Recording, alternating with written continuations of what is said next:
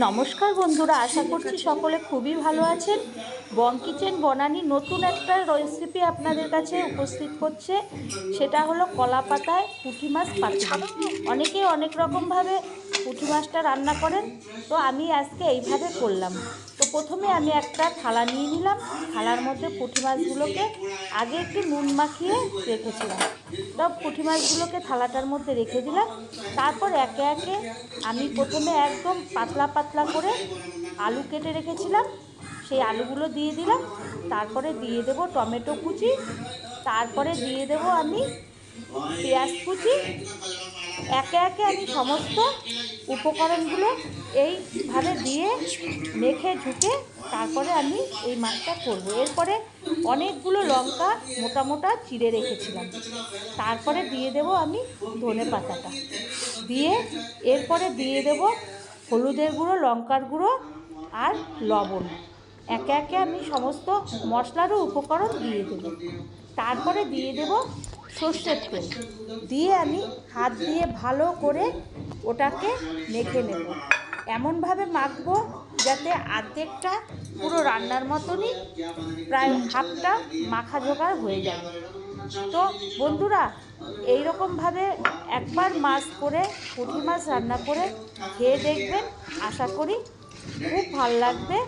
এবং আপনি এই শীতের দুপুরে এইরকম একটা রেসিপি পুরো এক থালা ভাত উড়ে যাবে, আমি হলপ করে বলতে পারি। তারপরে আমি মেখে ঝুঁকে তেল ফেল দিয়ে সমস্ত মেখে এরপরে আমি একটা কড়াই নিলাম।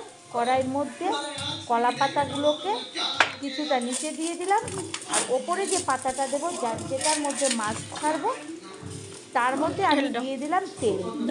তেল দিয়ে আমি যে মেখে ঝুঁকে মাছটাকে রেখে দিয়েছিলাম সেই মাছটাকে পুরো একদম ওই কলা পাতার মধ্যে দিয়ে দেব। দিয়ে ভালো করে একদম সমস্ত মশলা একদম কাছিয়ে দিয়ে সামান্য একটু প্লেটটা ধুয়ে একটু সামান্য হাতে মানে ছিটানো জল দিয়ে দেব। দিয়ে ভালো করে আবার চেপে চেপে আমি আর একটা ওপরে কলা পাতা দেব।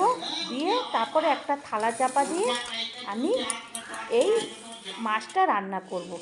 তো কিছুক্ষণ পরে আমি 20 মিনিট পরে আমি একটু তুলে দেখব যে মাছটা কি পজিশনে আছে। তা আমি তুলে এপিট উপিট করে আমি ভালো করে দেখব। তো বন্ধুরা, আমার চ্যানেলটি যদি আপনারা এখনও সাবস্ক্রাইব না করে থাকেন তো প্লিজ সাবস্ক্রাইব করবেন, লাইক করবেন, শেয়ার করবেন, পাশে থাকবেন, সাথে থাকবেন। এরপরে আমি মাছটাকে থালাটার মধ্যে তুলে নেব। যেই পিঠটা নিচে ছিল সেই পিঠটাকে আমি থালার উপরে রাখলাম। রেখে আমি আবার উপরের পিঠটাকে নিচের দিকে দিয়ে দেব। এইভাবে মাছটাকে করলে তবে মাছটা সুন্দর একটা হবে এবং পোড়া পোড়া হবে। যদি পুরো এরকমভাবে না করা যায় তো মাছটা ঠিকঠাক করে হবে না। আমি এবার উল্টে থালাটাকে আবার ওই পিঠটা দিয়ে দেবো। এবার আমি ওই পিঠটাকে, যেই পিঠটা নিচে ছিল সেটাকে ওপর দিকে দিয়ে দেব, আর নিচটাকে ওপর দিকে দিয়ে আমি এইভাবে এই মাছটা রান্না করব।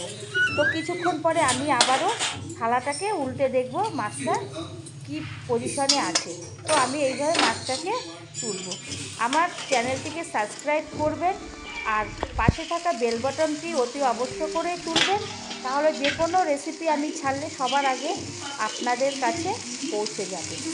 তো আমি আবারও ওই পিঠটাকে উল্টে একটু নেড়ে চেড়ে দেখব যে আলুগুলো সিদ্ধ হলো কি না, মাছটা কেমন আছে, কীভাবে ঝোল ঝোল আছে কি না, সেইভাবে আমি একটু উল্টে পাল্টে এইভাবে দেখব।